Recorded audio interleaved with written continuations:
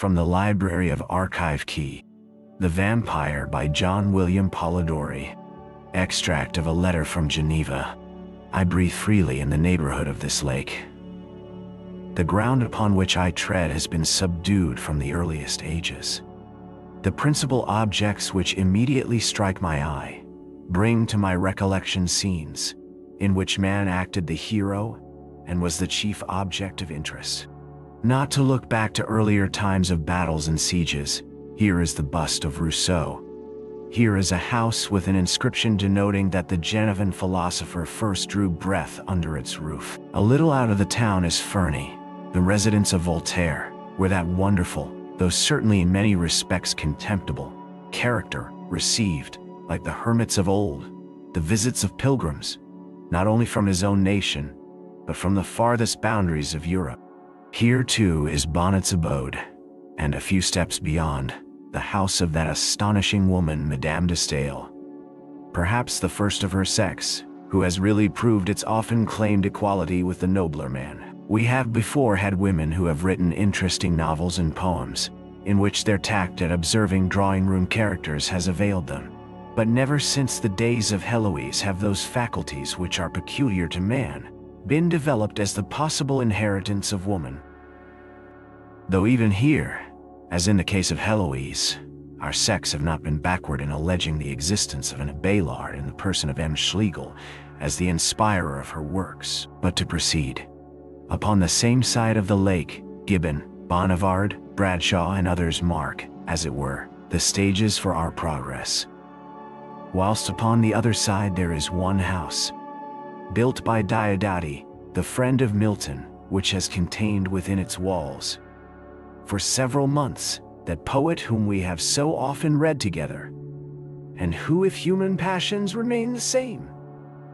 And you must have heard, or the third canto of Childe Harold will have informed you, that Lord Byron resided many months in this neighborhood.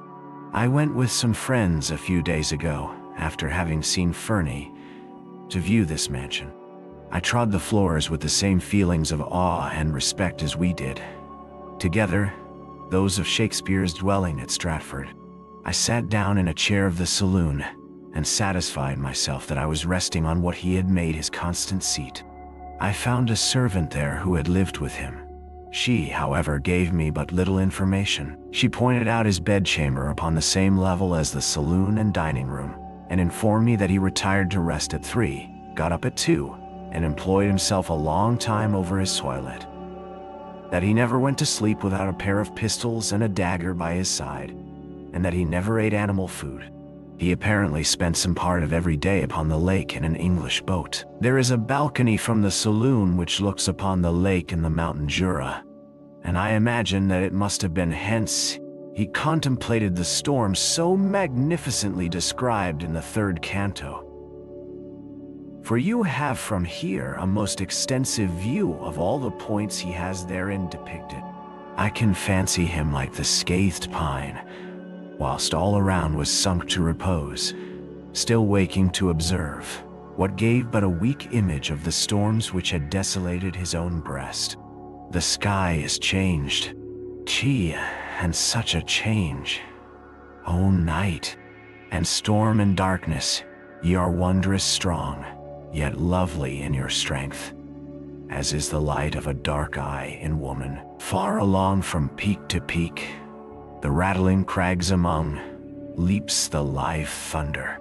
Not from one lone cloud, but every mountain now hath found a tongue, and Jura answers thro' her misty shroud, back to the joyous Alps who call to her aloud. And this is in the night, most glorious night. Thou wert not sent for slumber. Let me be a sharer in thy far and fierce delight, a portion of the tempest and of me. How the lit lake shines a phosphoric sea, and the big rain comes dancing to the earth. And now again 'tis blacka, and now the glee of the loud hills shakes with its mountain mirth, as if they did rejoice o'er a young earthquake's birth. Now where the swift Rhine cleaves his way between heights which appear as lovers who have parted in haste, whose mining depths so intervene that they can meet no more, though broken-hearted. I went down to the little port, if I may use the expression, wherein his vessel used to lay, and conversed with the cottager, who had the care of it. You may smile, but I have my pleasure in thus helping my personification of the individual I admire, by attaining to the knowledge of those circumstances which were daily around him. I have made numerous inquiries in the town concerning him, but can learn nothing. He only went into society there once, when M. Pickett took him to the house of a lady to spend the evening. They say he is a very singular man, and seem to think him very uncivil. Amongst other things they relate, that having invited M. Pickett and Bonstetten to dinner, he went on the lake to Shillong, leaving a gentleman who traveled with him to receive them and make his apologies. Another evening, being invited to the house of Lady Diucheon, he promised to attend. But upon approaching the windows of her ladyship's villa, and perceiving the room to be full of company, he set down his friend, desiring him to plead his excuse, and immediately returned home. This will serve as a contradiction to the report which you tell me is current in England, of his having been avoided by his countrymen on the continent. The case happens to be directly the reverse, as he has been generally sought by them, though on most occasions, apparently without success. It is said indeed, that upon paying his first visit at Coppet, following the servant who had announced his name, he was surprised to meet a lady carried out fainting. But before he had been seated many minutes, the same lady, who had been so affected at the sound of his name, returned and conversed with him a considerable time, such as female curiosity and affectation. He visited Coppet frequently, and of course associated there with several of his countrymen, who evinced no reluctance to meet him whom his enemies alone would represent as an outcast. Though I have been so unsuccessful in this town, I have been more fortunate in my inquiries elsewhere. There is a society 3 or 4 miles from Geneva, the center of which is the Countess of Bruce, a Russian lady, well acquainted with the agremens de la société, and who has collected them round herself at her mansion. It was chiefly here, I find, that the gentleman who traveled with Lord Byron as physician sought for society. He used almost every day to cross the lake by himself, in one of their flat-bottomed boats, and return after passing the evening with his friends, about 11 or 12 at night, often whilst the storms were raging in the circling summits of the mountains around. As he became intimate, from long acquaintance, with several of the families in this neighborhood, I have gathered from their accounts some excellent traits of his lordship's character, which I will relate to you at some future opportunity. I must, however, free him from one imputation attached to him of having in his house 2 sisters as the partakers of his revels. This is, like many other charges which have been brought against his lordship, entirely destitute of truth. His only companion was the physician I have already mentioned. The report originated from the following circumstance. Mr. Percy Bysshe Shelley, a gentleman well known for extravagance of doctrine, and for his daring in their profession, even to sign himself with the title of Atheos in the album at Chamounix, having taken a house below, in which he resided with Miss M.W. Godwin and Miss Clermont, the daughters of the celebrated Mr. Godwin. They were frequently visitors at Diodati, and were often seen upon the lake with his lordship, which gave rise to the report, the truth of which is here positively denied.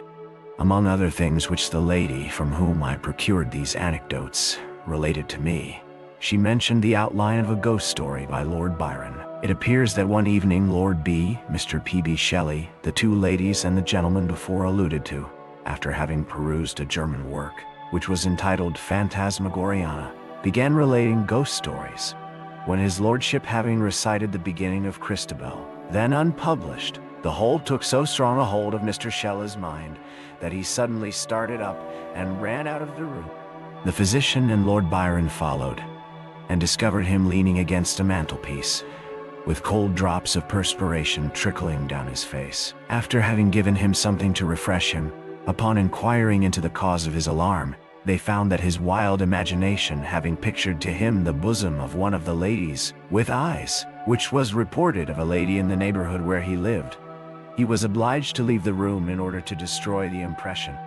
It was afterwards proposed, in the course of conversation, that each of the company present should write a tale depending upon some supernatural agency, which was undertaken by Lord B, the physician, and Miss M.W. Godwin, my friend.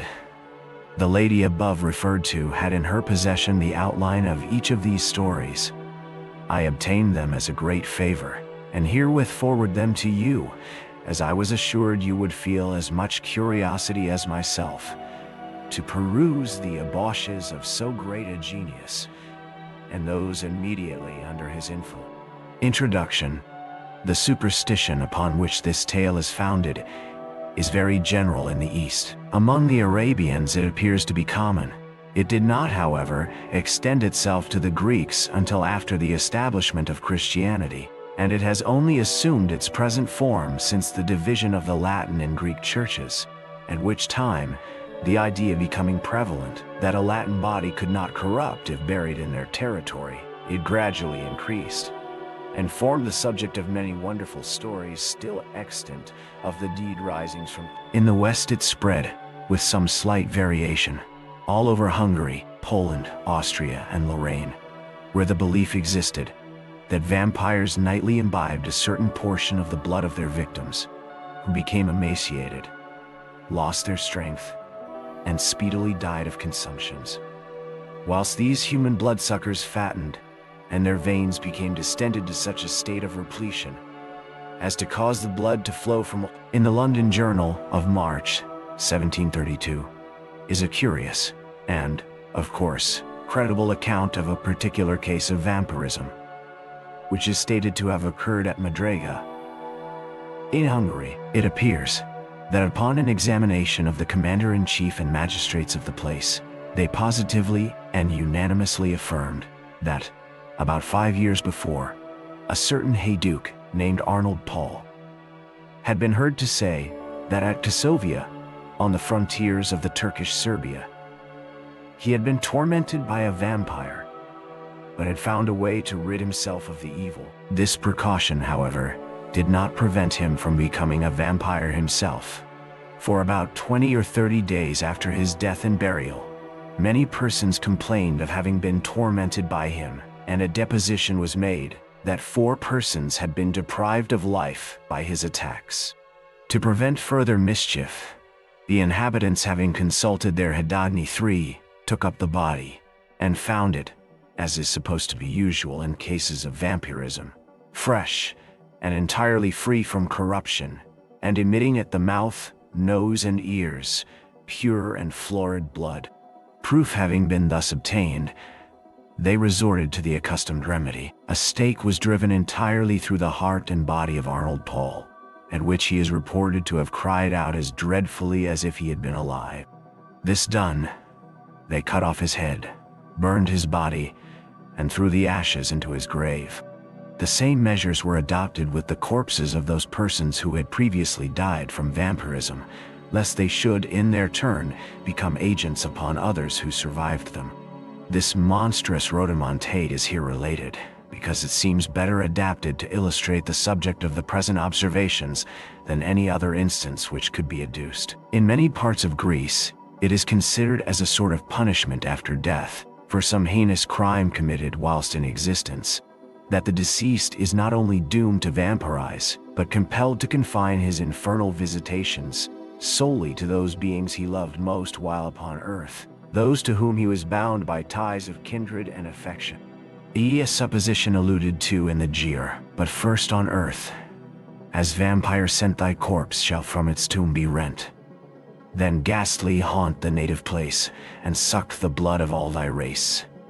There from thy daughter, sister, wife at midnight drain the stream of life, yet loathe the banquet which perforce must feed thy livid living corpse, thy victims, ere they yet expire shall know the demon for their sire, as cursing thee, but one that for thy crime must fall the youngest, best beloved of all, shall bless thee with a father's name, that word shall wrap thy heart in flame. Yet thou must end thy task, and mark her cheek's last tinge, her eyes' last spark, and the last glassy glance must view which freezes o'er its lifeless blue Then with unhallowed hand shall tear the tresses of her yellow hair, of which, in life a lock when shorn affection's fondest pledge was worn, but now is borne away by thee. Yet with thine own best blood shall drip thy gnashing tooth and haggard lip, then stalking to thy sullen grave gone, and with gulls and afrits rave, till these in horror shrink away from spectre more accursed than they. Mr. Southey has also introduced in his wild but beautiful poem of Thalaba, the vampire corpse of the Arabian maid Oniza, who is represented as having returned from the grave for the purpose of tormenting him she best loved whilst in existence.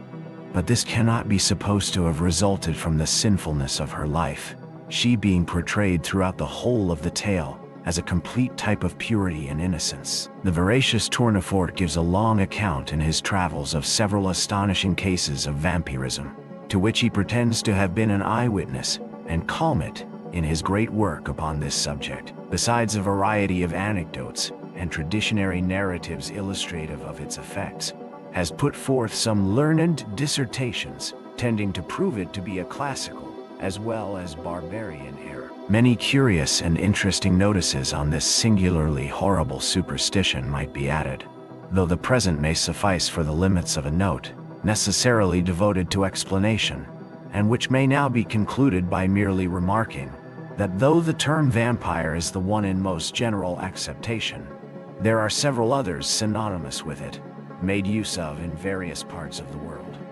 As Vrokolocha, Vardolacia, it happened that in the midst of the dissipations attendant upon a London winter, there appeared at the various parties of the leaders of the ton a nobleman, more remarkable for his singularities than his rank. He gazed upon the mirth around him as if he could not participate therein. Apparently, the light laughter of the fair only attracted his attention, that he might by a look quell it, and throw fear into those breasts where thoughtlessness reigned. Those who felt this sensation of awe could not explain whence it arose. Some attributed it to the dead gray eye, which, fixing upon the object's face, did not seem to penetrate, and at one glance to pierce through to the inward workings of the heart, but fell upon the cheek with a leaden ray that weighed upon the skin it could not pass. His peculiarities caused him to be invited to every house.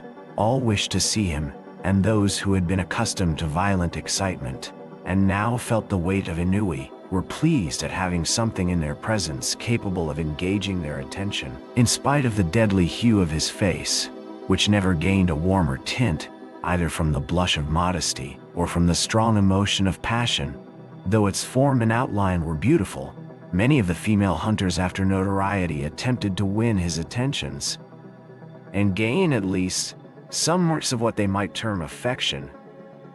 Lady Mercer, who had been the mockery of every monster shown in drawing rooms since her marriage, she stood before him, though his eyes were apparently fixed upon hers. Still it seemed as if they were unperceived. Even her unappalled impudence was baffled, and she left the field. But though the common adulteress could not influence even the guidance of his eyes, it was not that the female sex was indifferent to him. Yet such was the apparent caution with which he spoke to the virtuous wife and innocent daughter, that few knew he ever addressed himself to females. He had, however, the reputation of a winning tongue, and whether it was that it even overcame the dread of his singular character, or that they were moved by his apparent hatred of vice, he was as often among those females who form the boast of their sex from their domestic virtues, as among those who sully it by their vices. About the same time, there came to London a young gentleman of the name of Aubrey. He was an orphan left with an only sister in the possession of great wealth, by parents who died while he was yet in childhood, left also to himself by guardians, who thought it their duty merely to take care of his fortune, while they relinquished the more important charge of his mind to the care of mercenary subalterns. He cultivated more his imagination than his judgment. He had hence that high romantic feeling of honor and candor which daily ruins so many milliners' apprentices. He believed all to sympathize with virtue, and thought that vice was thrown in by Providence merely for the picturesque effect of the scene, as we see in romances. He thought that the misery of a cottage merely consisted in the vesting of clothes, which were as warm, but which were better adapted to the painter's eye by their irregular folds and various colored patches. He thought, in fine, that the dreams of poets were the realities of life. He was handsome, frank, and rich. For these reasons, upon his entering into the gay circles, many mothers surrounded him, striving which should describe with least truth their languishing or romping favorites. The daughters, at the same time, by their brightening countenances when he approached, and by their sparkling eyes when he opened his lips, soon led him into false notions of his. Attached as he was to the romance of his solitary hours, he was startled at finding that, except in the tallow and wax candles that flickered, not from the presence of a ghost, but from want of snuffing, there was no foundation in real life for any of that congeries of pleasing pictures and descriptions contained in those volumes, from which he had formed his study. Finding, however, some compensation in his gratified vanity, he was about to relinquish his dreams, when the extraordinary being we have above described crossed him in his career. He watched him, and the very impossibility of forming an idea of the character of a man entirely absorbed in himself, who gave few other signs of his observation of external objects than the tacit assent to their existence, implied by the avoidance of their contact. Allowing his imagination to picture everything that flattered its propensity to extravagant ideas, he soon formed this object into the hero of a romance. He became acquainted with him, paid him attentions, and so far advanced upon his notice that his presence was always recognized. He gradually learnt that Lord Ruthven's affairs were embarrassed, and soon found, from the notes of preparation in street, that he was about to travel. Desirous of gaining some information respecting this singular character, who, till now, had only whetted his curiosity, he hinted to his guardians that it was time for him to perform the tour, which for many generations has been thought necessary to enable the young to take some rapid steps in the career of vice, towards putting themselves upon an equality with the aged, and not allowing them to appear as if fallen from the skies, whenever scandalous intrigues are mentioned. As they consented, and Aubrey, immediately mentioning his intentions to Lord Ruthven, was surprised to receive from him a proposal to join him. Flattered by such a mark of esteem from him, who, apparently, had nothing in common with other men, he gladly accepted it, and in a few days they had passed the circling waters.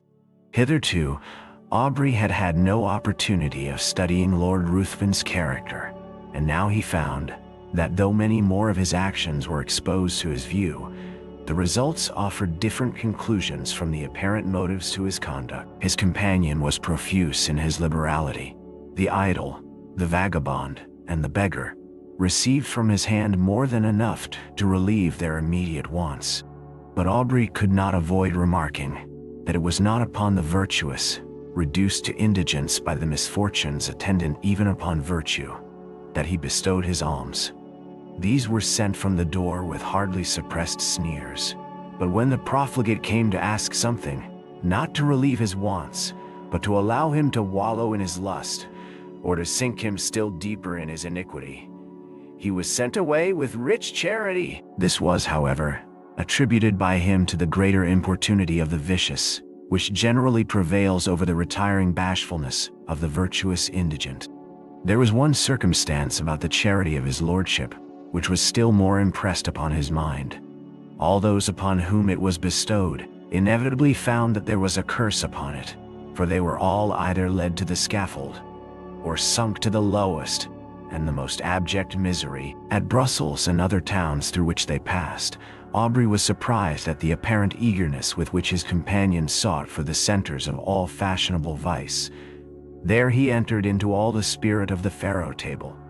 He betted, and always gambled with success, except where the known sharper was his antagonist, and then he lost even more than he gained. but it was always with the same unchanging face, with which he generally watched. This is the luckless father of a numerous family.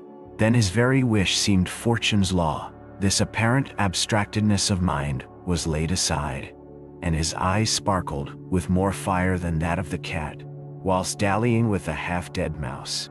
In every town he left the formerly affluent youth, torn from the circle he adorned, cursing, in the solitude of a dungeon, the fate that had drawn him within the reach of this fiend, whilst many a father sat frantic, amidst the speaking looks of mute-hungry children, without a single farthing of his late immense wealth, wherewith to buy even sufficient to satisfy their present craving. Yet he took no money from the gambling table, but immediately lost, to the ruiner of many, the last guilder he had just snatched from the convulsive grasp of the innocent. This might but be the result of a certain degree of knowledge, which was not, however, capable of combating the cunning of the more experienced. Aubrey often wished to represent this to his friend, and beg him to resign that charity and pleasure which proved the ruin of all, and did not tend to his own profit. But he delayed it for each day. He hoped his friend would give him some opportunity of speaking frankly and openly to him. However, this never occurred. Lord Ruthven, in his carriage, and amidst the various wild and rich scenes of nature, was always the same. His eye spoke less than his lip, and though Aubrey was near the object of his curiosity, he obtained no greater gratification from it than the constant excitement of vainly wishing to break that mystery, which to his exalted imagination began to assume the appearance of something supernatural. They soon arrived at Rome, and Aubrey for a time lost sight of his companion. He left him in daily attendance upon the morning circle of an Italian countess, whilst he went in search of the memorials of another almost deserted city. Whilst he was thus engaged, letters arrived from England, which he opened with eager impatience. The first was from his sister, breathing nothing but affection. The others were from his guardians. The latter astonished him. If it had before entered into his imagination that there was an evil power resident in his companion, these seemed to give him sufficient reason for the belief. His guardians insisted upon his immediately leaving his friend, and urged that his character was dreadfully vicious, for that the possession of irresistible powers of seduction rendered his licentious habits more dangerous to society. It had been discovered that his contempt for the adulteress had not originated in hatred of her character, but that he had required, to enhance his gratification, that his victim, the partner of his guilt, should be hurled from the pinnacle of unsullied virtue down to the lowest abyss of infamy and degradation. In fine, that all those females whom he had sought, apparently on account of their virtue, had since his departure thrown even the masks up. Aubrey determined upon leaving one, whose character had not yet shown a single bright point on which to rest the eye. He resolved to invent some plausible pretext for abandoning him altogether, purposing, in the meanwhile, to watch him more closely, and to let no slight circumstances pass by unnoticed. He entered into the same circle, and soon perceived that his lordship was endeavoring to work upon the inexperience of the daughter of the lady whose house he chiefly frequented. In Italy, it is seldom that an unmarried female is met with in society. He was therefore obliged to carry on his plans in secret. But Aubrey's eye followed him in all his windings, and soon discovered that an assignation had been appointed, which would most likely end in the ruin of an innocent, though thoughtless girl. Losing no time, he entered the apartment of Lord Ruthven, and abruptly asked him his intentions with respect to the lady, informing him at the same time that he was aware of his being about to meet her that very night. Lord Ruthven answered that his intentions were such as he supposed all would have upon such an occasion, and upon being pressed whether he intended to marry her, merely laughed.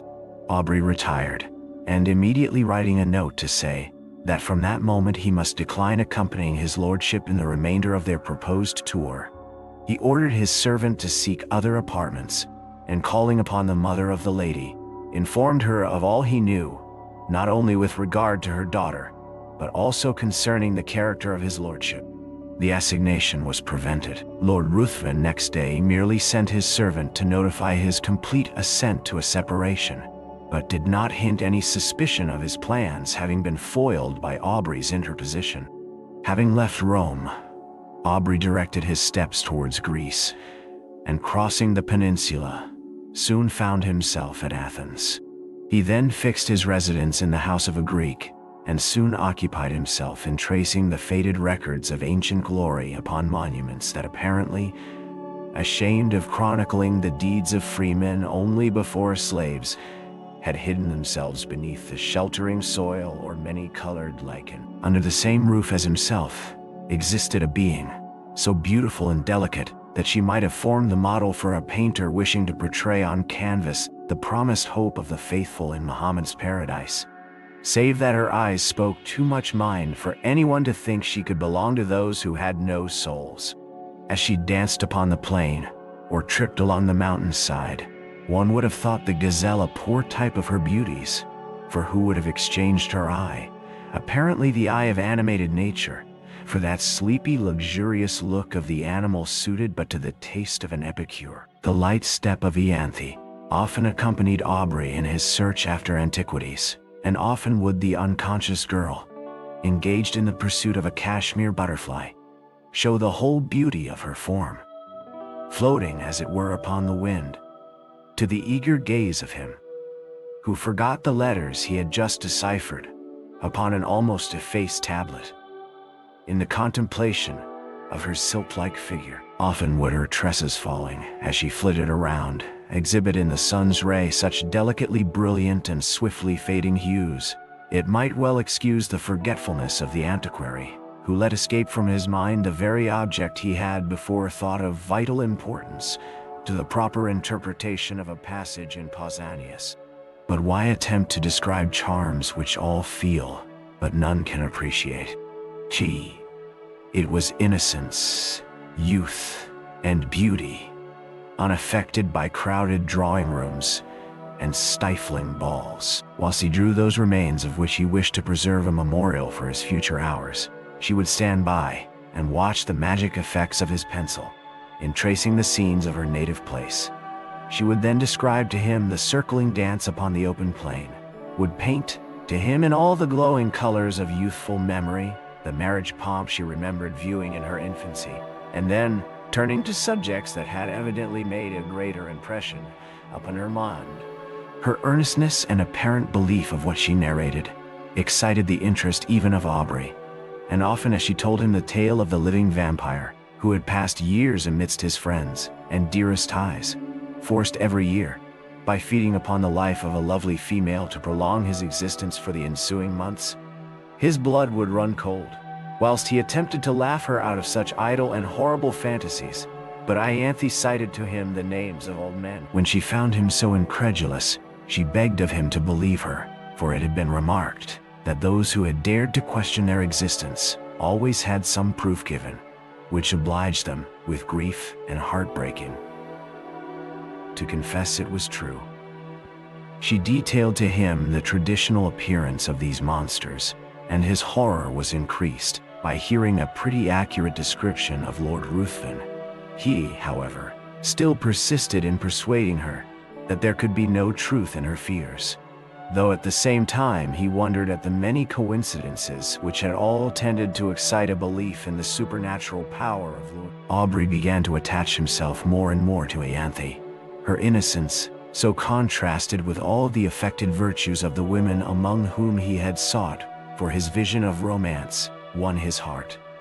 And while he ridiculed the idea of a young man of English habits marrying an uneducated Greek girl, still he found himself more and more attached to the almost fairy form before. He would tear himself at times from her, and forming a plan for some antiquarian research, he would depart, determined not to return until his object was attained. But he always found it impossible to fix his attention upon the ruins around him, whilst in his mind he retained an image that seemed alone the rightful possessor of his thoughts. Ianthe was unconscious of his love, and was ever the same frank infantile being he had first known. She always seemed to part from him with reluctance, but it was because she had no longer anyone with whom she could visit her favorite haunts. Whilst her guardian was occupied in sketching or uncovering some fragment which had yet escaped the destructive hand of time, she had appealed to her parents on the subject of vampires, and they both, with several present, affirmed their existence, pale with horror at the very name. Soon after, Aubrey determined to proceed upon one of his excursions, which was to detain him for a few hours.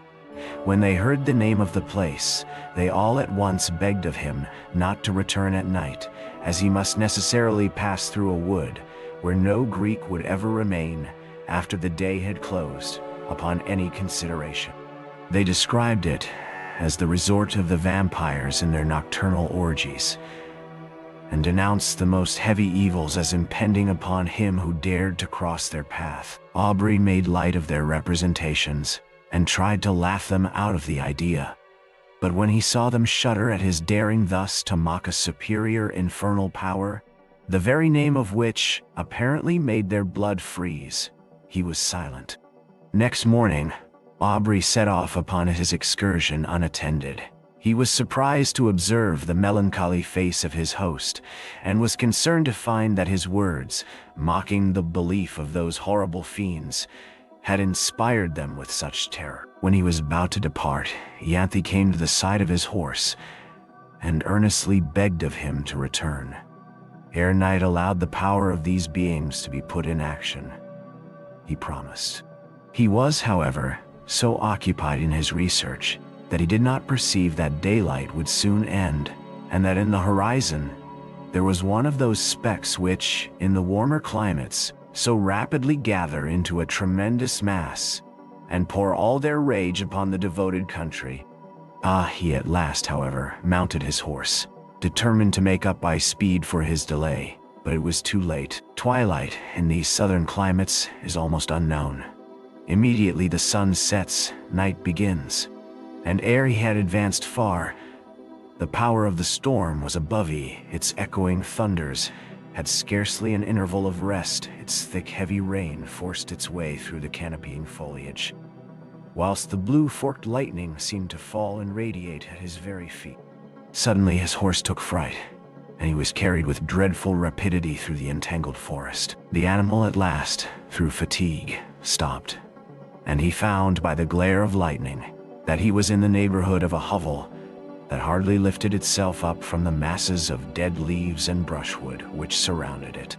Dismounting, he approached, hoping to find someone to guide him to the town, or at least trusting to obtain shelter from the pelting of the storm. As he approached, the thunders, for a moment silent, allowed him to hear the dreadful shrieks of a woman mingling with the stifled, exultant mockery of a laugh, continued in one almost unbroken sound. He was startled, but roused by the thunder which again rolled over his head, he, with a sudden effort, forced open the door of the hut. He found himself in utter darkness. The sound, however, guided him. He was apparently unperceived, for, though he called, still the sounds continued, and no notice was taken of him. He found himself in contact with someone whom he immediately seized, when a voice cried, again baffled, to which a loud laugh succeeded, and he felt himself grappled by one whose strength seemed superhuman. Determined to sell his life as dearly as he could, he struggled, but it was in vain. He was lifted from his feet and hurled with enormous force against the ground. Gave light in the day disturbed him. He instantly rose, and leaving his prey, rushed through the door, and in a moment the crashing of the branches, as he broke through the wood, was no longer heard. The storm was now still, and Aubrey, incapable of moving, was soon heard by those without. They entered. The light of their torches fell upon the mud walls, and the thatch loaded on every individual straw with heavy flakes of soot. At the desire of Aubrey, they searched for her who had attracted him by her cries. He was again left in darkness, but what was his horror when the light of the torches once more burst upon him, to perceive the airy form of his fair conductress brought in a lifeless corpse. He shut his eyes, hoping that it was but a vision arising from his disturbed imagination, but he again saw the same form when he unclosed them, stretched by his side. There was no color upon her cheek, not even upon her lip, yet there was a stillness about her face that seemed almost as attaching as the life that once dwelt there. Upon her neck and breast was blood, and upon her throat were the marks of teeth having opened the vein. To this, the men pointed, crying, simultaneously struck with horror. A litter was quickly formed, and Aubrey was laid by the side of her who had lately been to him the object of so many bright and fairy visions, now fallen with the flower of life that had died within her. He knew not what his thoughts were. His mind was benumbed and seemed to shun reflection and take refuge in vacancy. He held almost unconsciously in his hand a naked dagger of a particular construction, which had been found in the hut. They were soon met by different parties who had been engaged in the search of her whom a mother had missed. Their lamentable cries, as they approached the city, forewarned the parents of some dreadful catastrophe. To describe their grief would be impossible, but when they ascertained the cause of their child's death, they looked at Aubrey and pointed to the corpse. They were inconsolable. Both died broken-hearted. Aubrey, being put to bed, was seized with a most violent fever, and was often delirious. In these intervals he would call upon Lord Ruthven, and upon Ianthe by some unaccountable combination. He seemed to beg of his former companion to spare the being he loved. At other times he would imprecate maledictions upon his head and curse him as her destroyer. Lord Ruthven chanced at this time to arrive at Athens, and, from whatever motive, upon hearing of the state of Aubrey, immediately placed himself in the same house, and became his constant attendant. When the latter recovered from his delirium, he was horrified and startled at the sight of him whose image he had now combined with that of a vampire. But Lord Ruthven, by his kind words, implying almost repentance for the fault that had caused their separation, and still more by the attention, anxiety, and care which he showed, soon reconciled him to his presence. His lordship seemed quite changed. He no longer appeared that apathetic being who had so astonished Aubrey, but as soon as his convalescence began to be rapid, he again gradually retired into the same state of mind, and Aubrey perceived no difference from the former man, except that at times he was surprised to meet his gaze fixed intently upon him, with a smile of malicious exultation playing upon his lips. During the last stage of the invalid's recovery, Lord Ruthven was apparently engaged in watching the tideless waves raised by the cooling breeze, or in marking the progress of those orbs, circling, like our world, the moveless sun.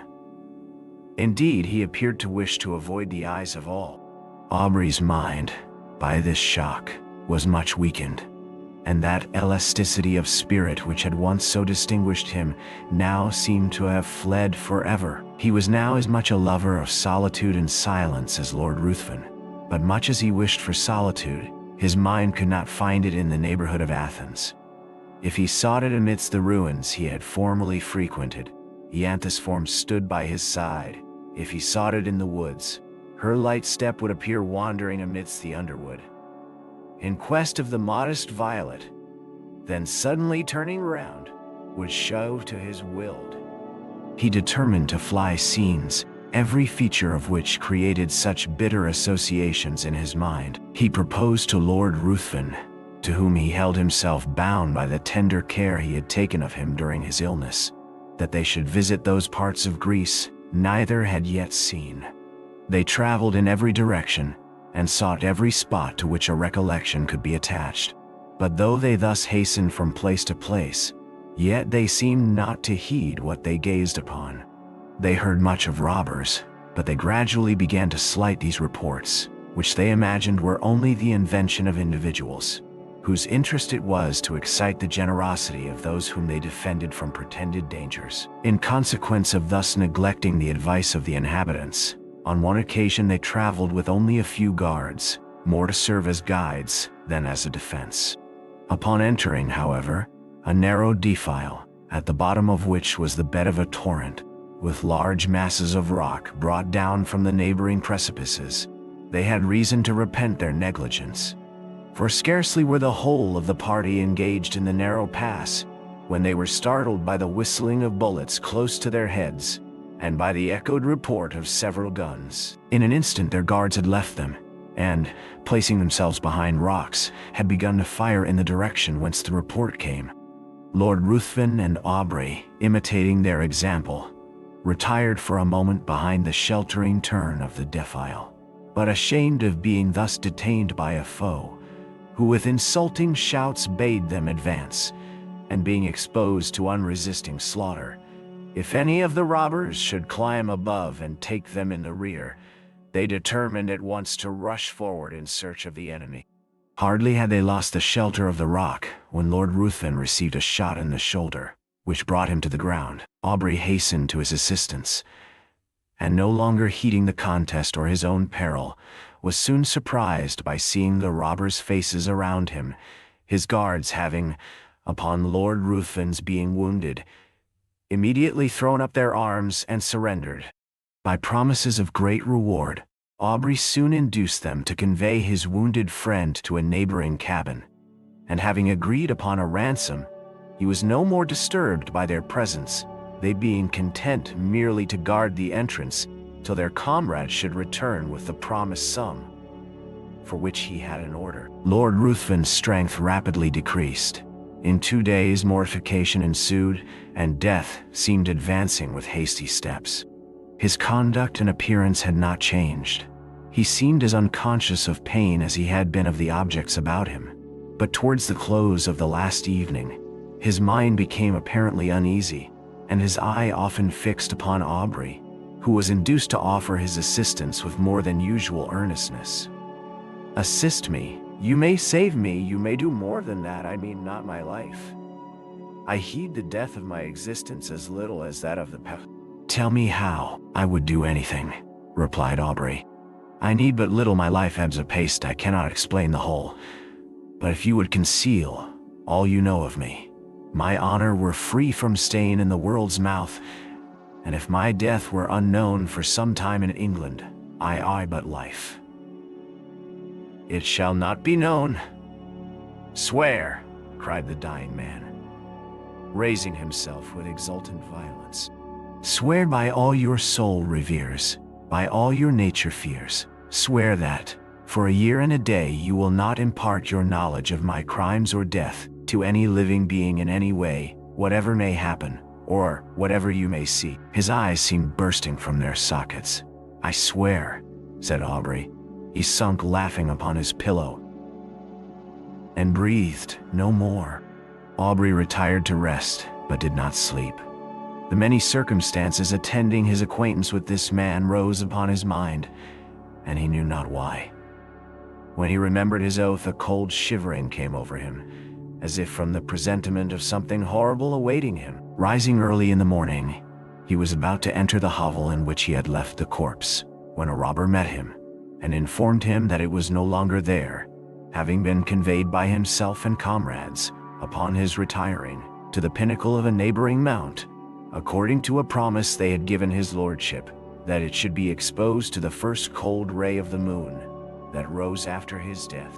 Aubrey, astonished, and taking several of the men, determined to go and bury it upon the spot where it lay. But when he had mounted to the summit, he found no trace of either the corpse or the clothes, though the robbers swore they pointed out the identical rock on which they had laid the body. For a time his mind was bewildered in conjectures, but he at last returned, convinced that they had buried the corpse for the sake of the clothes. Weary of a country in which he had met with such terrible misfortunes, and in which all apparently conspired to heighten that superstitious melancholy that had seized upon his mind, he resolved to leave it, and soon arrived at Smyrna. While waiting for a vessel to convey him to Otranto or to Naples, he occupied himself in arranging those effects he had with him belonging to Lord Ruthven. Amongst other things, there was a case containing several weapons of offense, more or less adapted to ensure the death of the victim. There were several daggers and yatagans. Whilst turning them over and examining their curious forms, what was his surprise at finding a sheath apparently ornamented in the same style as the dagger discovered in the fatal hotel. He shuddered, hastening to gain further proof. He found the weapon, and his horror may be imagined when he discovered that it fitted. Though peculiarly shaped, the sheath he held in his hand. His eyes seemed to need no further certainty. They seemed gazing to be bound to the dagger. Yet still he wished to disbelieve. But the particular form, the same varying tints upon the haft and sheath were alike in splendor on both, and left no room for doubt. There were also drops of blood on each. He left Smyrna, and on his way home, at Rome, his first inquiries were concerning the lady he had attempted to snatch from Lord Ruthven's seductive arts. Her parents were in distress, their fortune ruined, and she had not been heard of since the departure of his lordship. Aubrey's mind became almost broken under so many repeated horrors. He was afraid that this lady had fallen a victim to the destroyer of Ianthe. He became morose and silent, and his only occupation consisted in urging the speed of the postilions, as if he were going to save the life of someone he held dear. He arrived at Calais. A breeze, which seemed obedient to his will, soon wafted him to the English shores, and he hastened to the mansion of his fathers, and there for a moment appeared to lose, in the embraces and caresses of his sister, all memory of the past. If she before, by her infantine caresses, had gained his affection, now that the woman began to appear, she was still more attaching as a companion. Miss Aubrey had not that winning grace which gains the gaze and applause of the drawing-room assemblies. There was none of that light brilliancy which only exists in the heated atmosphere of a crowded apartment. Her blue eye was never lit up by the levity of the mind beneath. There was a melancholy charm about it which did not seem to arise from misfortune, but from some feeling within that appeared to indicate a soul conscious of a brighter realm. Her step was not that light footing which strays wherever a butterfly or a color may attract. It was sedate and pensive. When alone, her face was never brightened by the smile of joy. But when her brother breathed to her his affection, and would in her presence forget those griefs she knew destroyed his rest, who would have exchanged her smile for that of the voluptuary? It seemed as if those eyes, that face, were then playing in the light of their own native sphere. She was yet only 18, and had not been presented to the world, it having been thought by her guardians more fit that her presentation should be delayed until her brother's return from the continent, when he might be her protector. It was now therefore resolved that the next drawing-room, which was fast approaching, should be the epoch of her entry into the busy scene. Aubrey would rather have remained in the mansion of his fathers, and fed upon the melancholy which overpowered him. He could not feel interest about the frivolities of fashionable strangers, when his mind had been so torn by the events he had witnessed, but he determined to sacrifice his own comfort to the protection of his sister. They soon arrived in town, and prepared for the next day, which had been announced as a drawing-room. The crowd was excessive. A drawing-room had not been held for a long time, and all who were anxious to bask in the smile of royalty hastened thither. Aubrey was there with his sister, while he was standing in a corner by himself, heedless of all around him, engaged in the remembrance that the first time he had seen Lord Ruthven was in that very place. He felt himself suddenly seized by the arm, and a voice he recognized too well sounded in his ear. "Remember your oath." He had hardly courage to turn, fearful of seeing a specter that would blast him, when he perceived, at a little distance, the same figure which had attracted his notice on this spot upon his first entry into society. He gazed till his limbs almost refusing to bear their weight, he was obliged to take the arm of a friend, and forcing a passage through the crowd, he threw himself into his carriage, and was driven home. He paced the room with hurried steps, and fixed his hands upon his head, as if he were afraid his thoughts were bursting from his brain. Lord Ruthven again before him, circumstances started up in dreadful array to dagger his oath. He roused himself. He could not believe it possible the dead rise again. He He thought his imagination had conjured up the image his mind was resting upon. It was impossible that it could be real. He determined, therefore, to go again into society, for though he attempted to ask concerning Lord Ruthven, the name hung upon his lips, and he could not succeed in gaining information. He went a few nights after with his sister to the assembly of a near relation. Leaving her under the protection of a matron, he retired into a recess, and there gave himself up to his own devouring thoughts. Perceiving at last that many were leaving, he roused himself, and entering another room, found his sister surrounded by several, apparently in earnest conversation.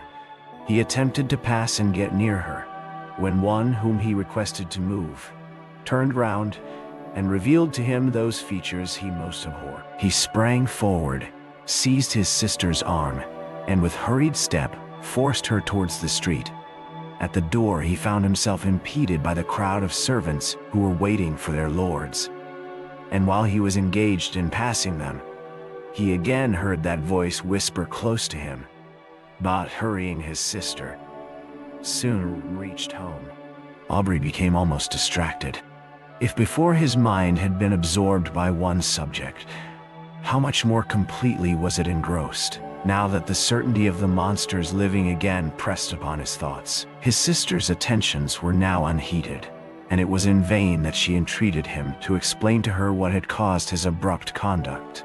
He only uttered a few words, and those terrified her. The more he thought, the more he was bewildered. His oath startled him.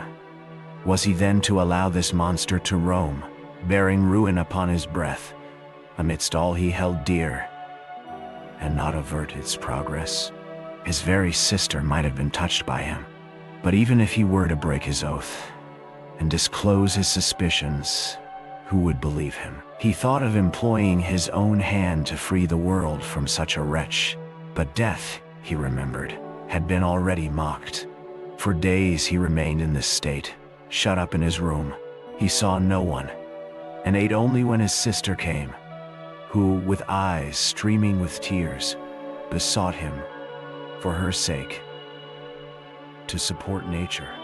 At last, no longer capable of bearing stillness and solitude, he left his house, roamed from street to street, anxious to fly that image which haunted him.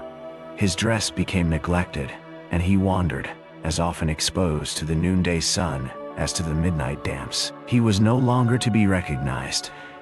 At first he returned with the evening to the house, but at last he laid him down to rest wherever fatigue overtook him. His sister, anxious for his safety, employed people to follow him, but they were soon distanced by him who fled from a pursuer swifter than any from thought. His conduct, however, suddenly changed. Struck with the idea that he left by his absence the whole of his friends, with a fiend amongst them, of whose presence they were unconscious, he determined to enter again into society and watch him closely, anxious to forewarn, in spite of his oath, all whom Lord Ruthven approached with intimacy. But when he entered into a room, his haggard and suspicious looks were so striking, his inward shuddering so visible, that his sister was at last obliged to beg of him to abstain from seeking, for her sake, a society which affected him so strongly. When, however, remonstrance proved unavailing, the guardians thought proper to interpose, and, fearing that his mind was becoming alienated, they thought it high time to resume again that trust which had been before imposed upon them by Aubrey's parents. Desirous of saving him from the injuries and sufferings he had daily encountered in his wanderings, and of preventing him from exposing to the general eye those marks of what they considered folly, they engaged a physician to reside in the house and take constant care of him. He hardly appeared to notice it, so completely was his mind absorbed by one terrible subject. His incoherence became at last so great that he was confined to his chamber. There he would often lie for days, incapable of being roused. He had become emaciated. His eyes had attained a glassy luster. The only sign of affection and recollection remaining displayed itself upon the entry of his sister. Then he would sometimes start, and, seizing her hands. With looks that severely afflicted her, he would desire her not to touch him. "Oh, do not touch him if your love for me is aught. Do not go near him." When, however, she inquired to whom he referred, his only answer was, "True, true." And again he sank into a state whence not even she could rouse him. This lasted many months. Gradually, however, as the year was passing, his incoherences became less frequent, and his mind threw off a portion of its gloom, whilst his guardians observed that several times in the day he would count upon his fingers a definite number, and then smile. The time had nearly elapsed, when, upon the last day of the year, one of his guardians entering his room, began to converse with his physician upon the melancholy circumstance of Aubrey's being in so awful a situation, when his sister was going next day to be married. Instantly, Aubrey's attention was attracted. He asked anxiously, to whom? Glad of this mark of returning intellect, of which they feared he had been deprived, they mentioned the name of the Earl of Marsden. Thinking this was a young earl whom he had met with in society, Aubrey seemed pleased, and astonished them still more by his expressing his intention to be present at the nuptials, and desiring to see his sister. They answered not, but in a few minutes his sister was with him. He was apparently again capable of being affected by the influence of her lovely smile, for he pressed her to his breast and kissed her cheek, wet with tears, flowing at the thought of her brothers being once more alive to the feelings of affection. He began to speak with all his wonted warmth, and to congratulate her upon her marriage with a person so distinguished for rank and every accomplishment, when he suddenly perceived a locket upon her breast. Opening it, what was his surprise at beholding the features of the monster who had so long influenced his life. He seized the portrait in a paroxysm of rage and trampled it underfoot. Upon her asking him why he thus destroyed the resemblance of her future husband, he looked as if he did not understand her. Then seizing her hands and gazing on her with a frantic expression of countenance, he bade her swear that she would never wed this monster, for he could not advance it. It seemed as if that voice again bade him remember his oath. He turned suddenly round, thinking Lord Ruthven was near him, but saw no one. In the meantime, the guardians and physician, who had heard the whole, and thought this was but a return of his disorder, entered, and forcing him from Miss Aubrey, desired her to leave him. He fell upon his knees to them, he implored. He begged of them to delay, but for one day. They, attributing this to the insanity they imagined had taken possession of his mind, endeavored to pacify him, and retired. Lord Ruthven had called the morning after the drawing room, and had been refused with everyone else. When he heard of Aubrey's ill health, he readily understood himself to be the cause of it, but when he learned that he was deemed insane, his exultation and pleasure could hardly be concealed from those among whom he had gained this information. He hastened to the house of his former companion, and by constant attendance, and the pretense of great affection for the brother and interest in his fate, he gradually won the ear of Miss Aubrey. Who could resist his power? His tongue had dangers and toils to recount, could speak of himself as of an individual having no sympathy with any being on the crowded earth, save with her to whom he addressed himself, could tell how, since he knew her, his existence had begun to seem worthy of preservation, if it were merely that he might listen to her soothing accents. In fine, he knew so well how to use the serpent's art. The title of the elder branch falling at length to him, he obtained an important embassy, which served as an excuse for hastening the marriage, in spite of her brother's deranged state, which was to take place the very day before his departure for the continent. Aubrey, when he was left by the physician and his guardians, attempted to bribe the servants, but in vain. He asked for pen and paper. It was given him. He wrote a letter to his sister, conjuring her, as she valued her own happiness, her own honor, and the honor of those now in the grave, who once held her in their arms as their hope and the hope of their house, to delay but for a few hours that marriage, on which he denounced the most heavy curses. The servants promised they would deliver it, but giving it to the physician, he thought it better not to harass any more the mind of Miss Aubrey by what he considered the ravings of a maniac. Night passed on without rest to the busy inmates of the house, and Aubrey heard, with a horror that may more easily be conceived than described, the notes of busy preparation. Morning came, and the sound of carriages broke upon his ear. Aubrey grew almost frantic. The curiosity of the servants at last overcame their vigilance. They gradually stole away, leaving him in the custody of an helpless old woman. He seized the opportunity, with one bound was out of the room, and in a moment found himself in the apartment where all were nearly assembled. Lord Ruthven was the first to perceive him. He immediately approached, and, taking his arm by force, hurried him from the room, speechless with rage. When on the staircase, Lord Ruthven whispered in his ear, "Remember your oath, and know, if not my bride today, your sister is dishonored. Women are frail." So saying, he pushed him towards his attendants, who, roused by the old woman, had come in search of him. Aubrey could no longer support himself. His rage, not finding vent, had broken a blood vessel, and he was conveyed to bed. This was not mentioned to his sister, who was not present when he entered, as the physician was afraid of agitating her. The marriage was solemnized, and the bride and bridegroom left London. Aubrey's weakness increased. The effusion of blood produced symptoms of the near approach of death. He desired his sister's guardians might be called, and when the midnight hour had struck, he related composedly what the reader has perused. He died immediately after. The guardians hastened to protect Miss Aubrey, but when they arrived, it was too late. Lord Ruthven had disappeared, and Aubrey's sister had glutted the thirst of a vampire. Endnotes since published under the title of Frankenstein, or the modern Prometheus. The universal belief is that a person sucked by a vampire becomes a vampire himself, and sucks in his turn. Chief Bailiff.